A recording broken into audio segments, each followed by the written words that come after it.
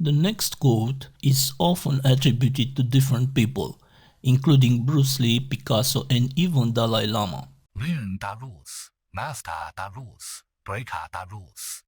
In this video, I will be discussing the normalization rule that mandates a primary key for each table. If you take a look at this code, you will notice that the percent table has no primary key defined.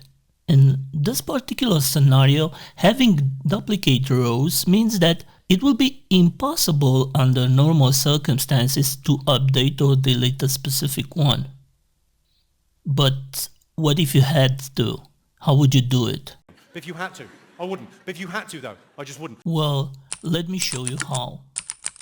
We will add a temporary column to the table, and the type of the column will be integer with the property identity. This way, we can uniquely identify each row.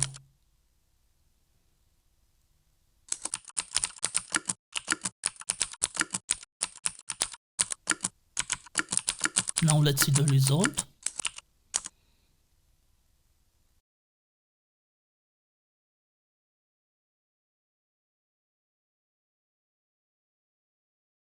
Then I will update one of them. Let's say the one with the ID 1.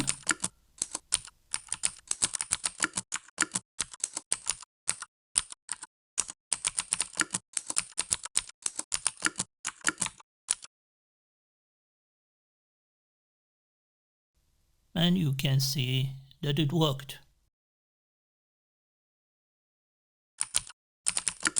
Last but not least, all I have to do is to remove the temporary column.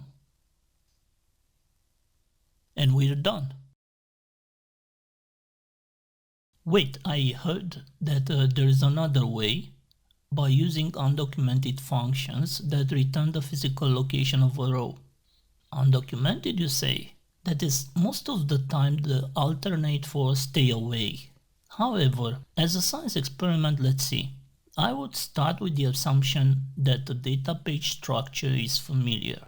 As we can see, our two rows have different slots, and we can have their exact location using the physical location function.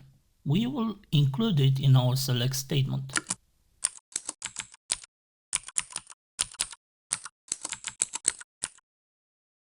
It returns a var binary, and we can use that var binary to filter for a specific row.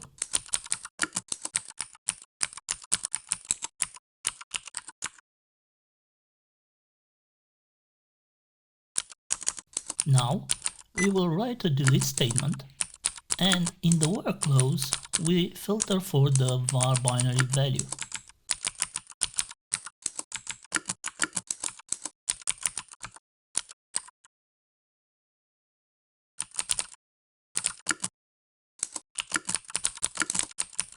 It worked. The row is gone.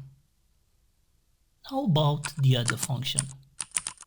If we want to see the detailed location of a row in terms of the file ID, page ID, and slot ID, we can use the physical location formatter function to get a readable format from the var binary value.